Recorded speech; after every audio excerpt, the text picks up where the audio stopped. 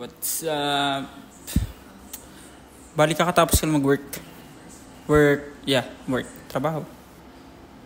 Tapos nagdiretso ako sa gym. 6 PM ako nag-out din. 6:30 diretso na ako sa gym. Wala nang cut to.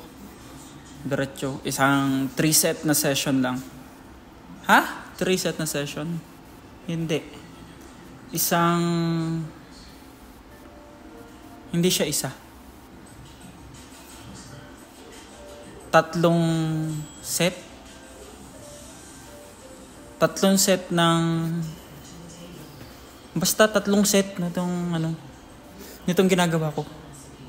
3 set tapos you can go home na. 12 repetition each. Tapos uwi na agad. Diba 6 PM nag-out, then 6:30 nag-workout. Sayang kasi yung oras eh. Tsaka wala akong pasok na bukasan. So, bali, 1 taon na ako mahigit dito sa Canada pero di ko alam. Hindi ko talaga alam. Baka alam nyo. Hindi ko talaga alam eh kung ano. Magulo kasi ngayon ng dito. Hindi ko alam kung ano eh.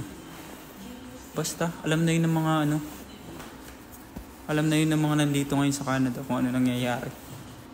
It's either uwian na or diretso pa. Kasi niya may mga about sa renewal ng mga contract. Ewan. I have 8 months, 7 months remaining para basta hindi ko alam. So patapos na yung workout ko pero hindi ko pa nasasabi kung ano yan. Basta panoodin nyo na lang. Kakauwi ko lang eh. Kaka-out ko lang. Nagdiretso ako dito sa gym 6:30. Tapos nag-workout lang ako. Tapos uwi na, kain na. Wala namang gagawin dito kasi naka-close permit naman kami. Hindi kami pwede dalawang trabaho. Kaya ganito lang ginagawa ko pag nag-out ako. Okay pag wala akong pasok. Kasi wala naman laging tao dito sa gym. So ako lang nandito. Tapos yun na nga. So 3 set ng bawat. Basta kung ano yung nakita nyo. Tiga-tatlong set yan. 12 repetition each. Tapos uwian na agad. Diba? Mahirap magkasakit dito kaya konti buhay-buhayin ko yung dugo ko para hindi masyadong tamlay. Siyempre pagkatapos, uso yan, magpe-flex ka ng konti. Tangina mo, sino ka dyan? Pakyo ka.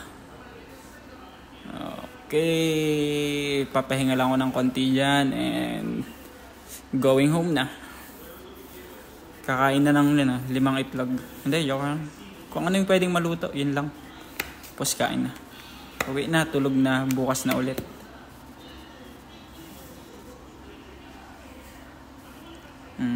Tangina mo, sino ka dyan? Bye-bye.